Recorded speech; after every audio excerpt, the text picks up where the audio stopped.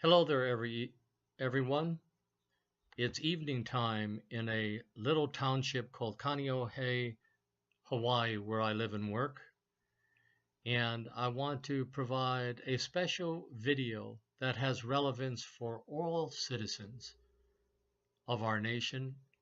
as well as professionals whom I do a lot of work with, which are educators, teachers, counselors, psychologists, and other allied professionals in the fields of mental health and education. I want to make this special video because I've been reflecting on the rapid changes going on in our society, from the national uproar over police killing unarmed black youths during the summer and the late spring of 2016, to the dramatic and confusing and disrespectful presidential campaign season in which we were left with two candidates, controversial and not very well liked in the general public. And now we enter the Donald Trump president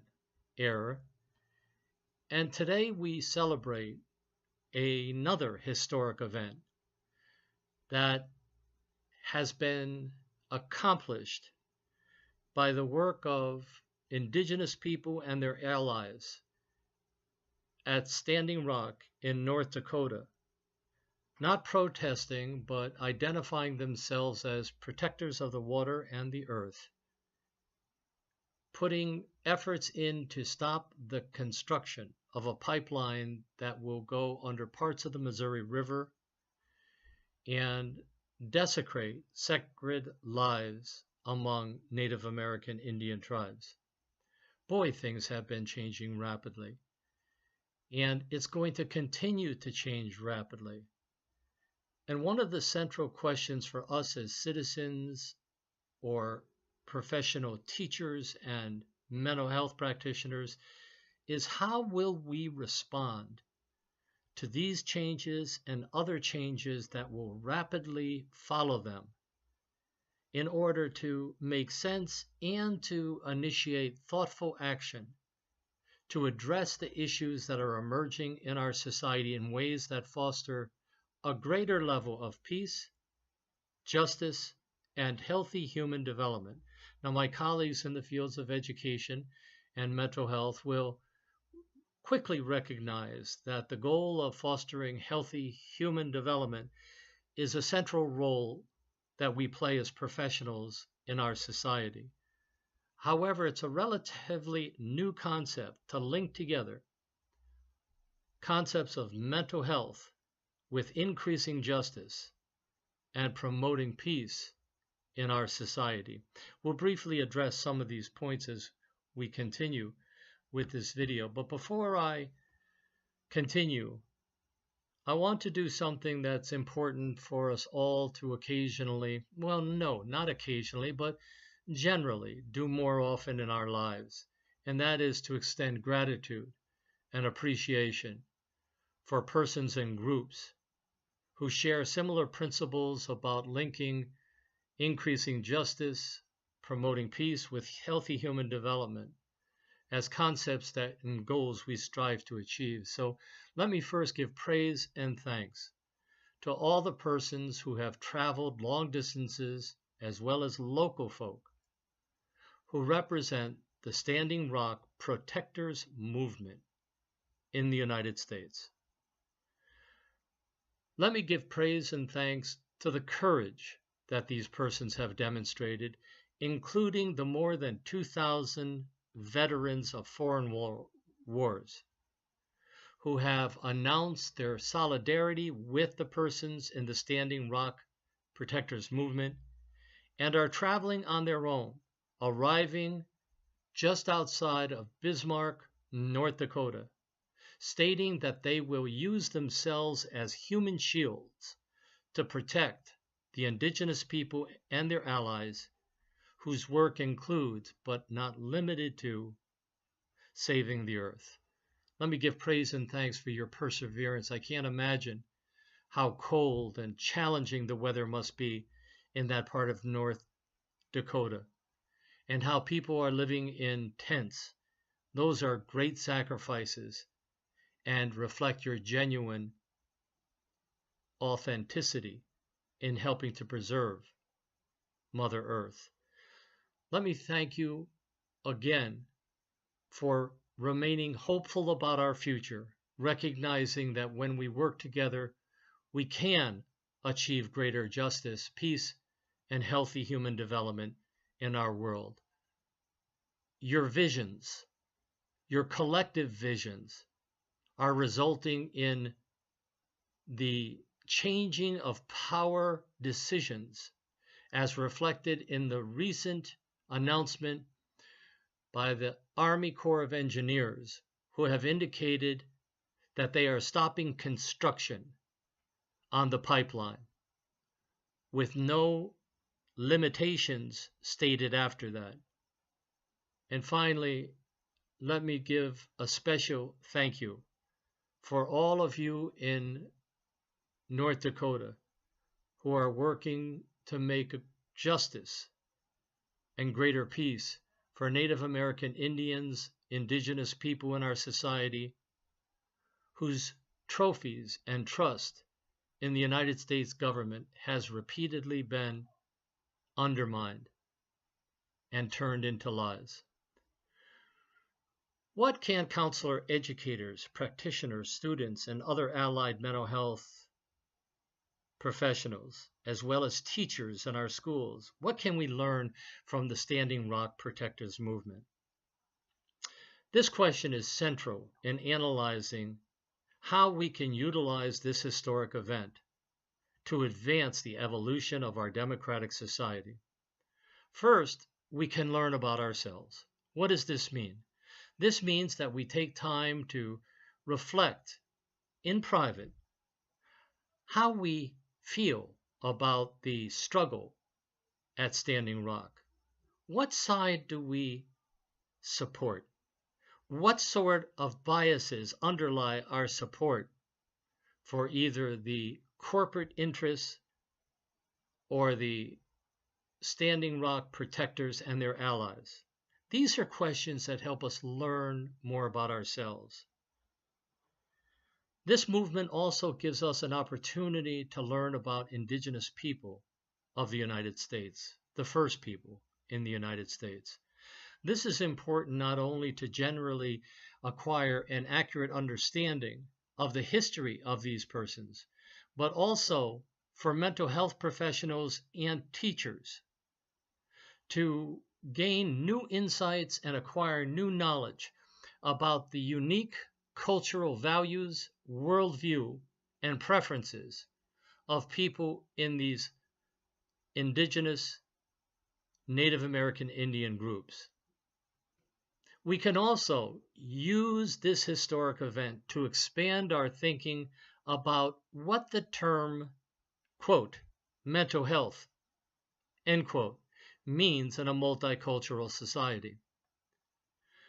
The definition of mental health clearly is not a universal definition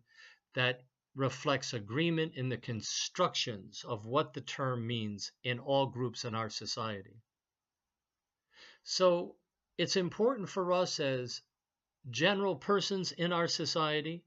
persons who will increasingly be called upon to work with persons from diverse populations, and how we get along in peaceful and just ways in our society. We can learn as we listen to the special news broadcasts at the Standing Rock Protectors movement in North Dakota, how people construct different ways of thinking about what mental health means and the linkages between mental health and spiritual growth and development as outlined at the core of many culturally diverse groups. And finally, not only for mental health professionals and teachers whose attention is oftentimes directed to acquiring the new knowledge and skills necessary to demonstrate cultural competence in our society. The historic events occurring in North Dakota among the persons who support and participate and have initiated the protectors movement in that city and state are in a position to learn about different multicultural competencies that have been endorsed by the American Counseling Association. Among these competencies include increasing our awareness of our own biases and preferences, to acquire new knowledge about the history of oppression and injustice that has and continues to be experienced by the native people of this land. And finally, it gives us an opportunity, when joining directly with such movements, to learn new ways of interacting with persons in culturally diverse groups in our society. And this should not pertain only to mental health practitioners and to educators, but to all people in our society, because we will all need to become culturally competent in order to work respectfully, effectively, and ethically with persons who come from very diverse backgrounds than our own. I guess one of the major lessons we can learn from the Standing Rock Protectors movement is how the human spirit, how the human courage, and how human caring can foster the sort of healthy development that contributes to beating the odds, overcoming the power of corporate America by working together, resulting in the cessation of continuing the construction of the pipeline through North Carolina. These are all important issues that we will discuss in greater detail in the Social Justice Creations website and Facebook. We invite all persons who are interested to turn to the Social Justice Creations Facebook to keep up to date on some of the things that we're learning, not only about Standing Rock, but of other injustices that have a definite impact on the mental health for millions of people in our society, both the victims and perpetrators of such injustices. Please check out our Facebook and feel free to join free video webinars and town hall meetings, and in the coming weeks, join in a group that is designed to discuss specific readings or videos that will be proposed in a kind of a seminar format as part of our commitment in the Social Justice Creations Facebook and website to strive to take action to promote justice, peace, and healthy human development. We will be looking at some of the videos that are relevant to the Standing Rock situation, as well as other issues of concern to most Americans, including environmental injustices, economic injustices, racial injustices that are reflected in an increasingly divisive society, injustices dealt to our older adults, injustices to children and infants. We will carry on some informal formatting of having these seminars, but for tonight,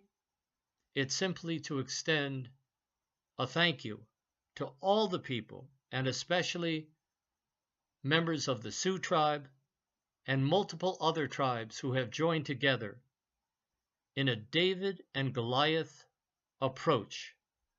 where David once again has won out in this colossal and important historic event. Indeed, is the analyzing and understanding of the impact of this movement relevant for all of us in this democratic society, and particularly for teachers and members of the mental health professions. We want to extend best wishes for a wonderful week and holiday season where you will experience safety, good health, security, and peace in your lives. Thank you for listening and viewing this video, and we look forward to sharing more with you in the future.